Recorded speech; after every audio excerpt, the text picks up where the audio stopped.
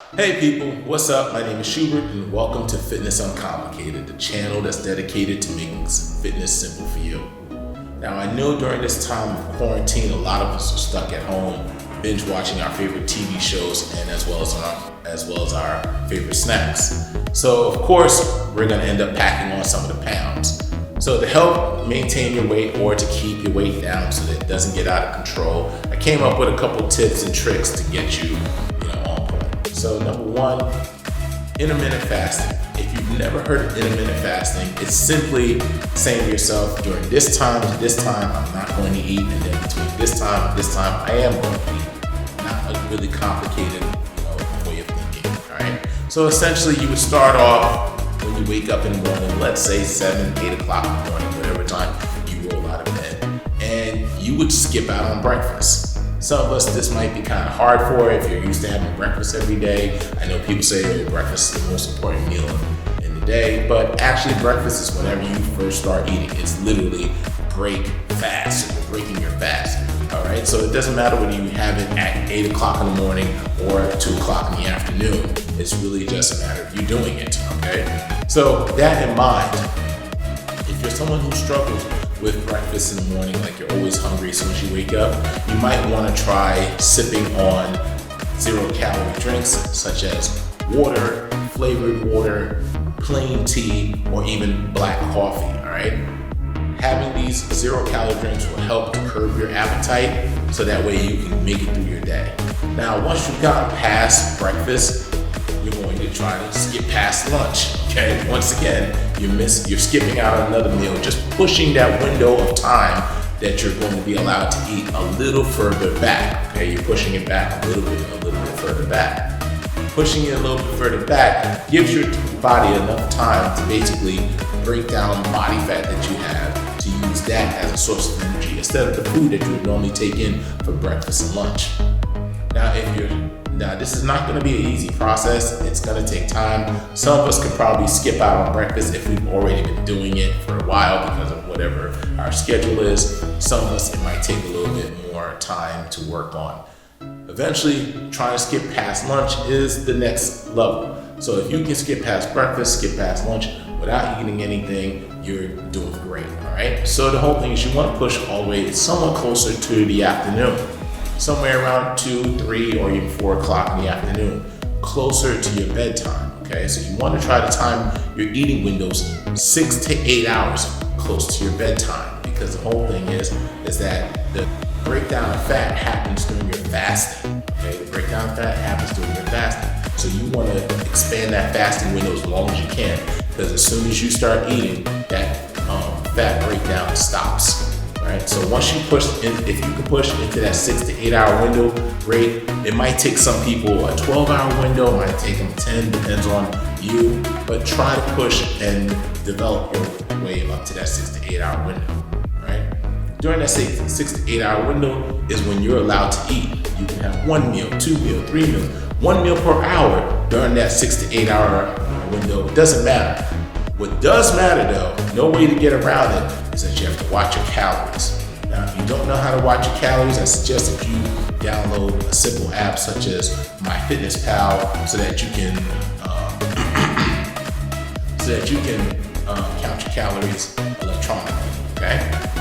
Staying in that window will help you do 2 things for you. 1, help you break down and burn more fat, and 2, it won't feel like a diet if you're actually pushing on your calories a little bit later, instead of having a little bit here, a little bit there, a little bit here, and feeling like you're starving in between.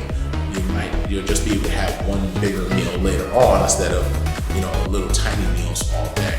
Right? The next tip I'm going to suggest is doing some chores. Now I know this doesn't really sound like a tip, but hear me out.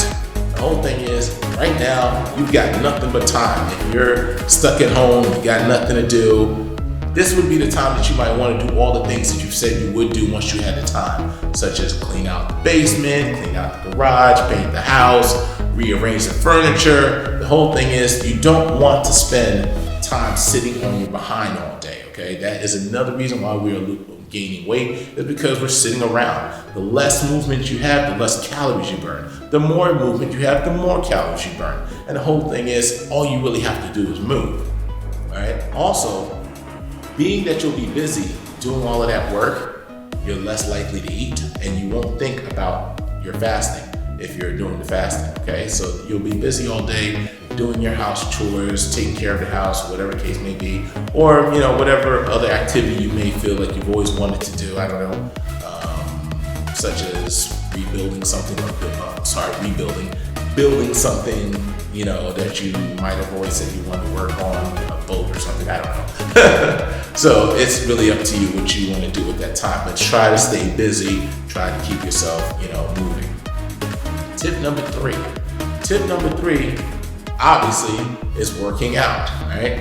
I know a lot of us are, if we have gym memberships, we're like heartbroken because we don't have that treadmill, we don't have those weights, we don't have those machines, we don't have that class that we normally go to work out, but that does not mean we can't work out. As long as you have enough floor space in your house to get down and do push-ups, do some squats, do some lunges.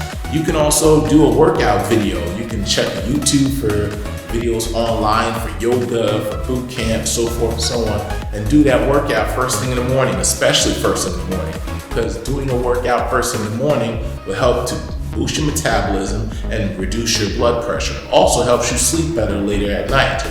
So, tip number 3 is to work out first thing in the morning, or even the most simple and basic workout is just to go out for a walk, all right? You'd be surprised how many calories you can burn with a 20 to 30 minute walk first thing in the morning, all right? Tip number 4, and this is a tip that most of you are gonna really not follow. And I know it sounds crazy, but tip number 4 is go to bed, all right? Go to bed. Right. The reason why I say go to bed is that most of us are spending late nights staying up watching our favorite TV show as if we have somewhere to be tomorrow, when you can watch it all day tomorrow, the next day. So going to bed, the reason why I say that is because studies have shown people who stay up late and then get up early end up being more tired. And when you're more tired, your brain tells you that, we need more energy. And the only way to get energy is by having more food. So when you think you're hungry, you're just tired. So you end up eating more food than you actually need to eat because you're tired. So tip number 4 is go to bed. You don't have to stay up so late watching your favorite TV shows. Hulu, Netflix, they'll still be there in the morning. Go to bed, get a good night's sleep. You won't feel as tired and you'll be able to cut back on a couple calories. Anyway, again, my name is Schubert of Fitness Uncomplicated. I hope these tips help you. If they did, share, subscribe, like, tell a friend, and I'll see you in the next one. Peace.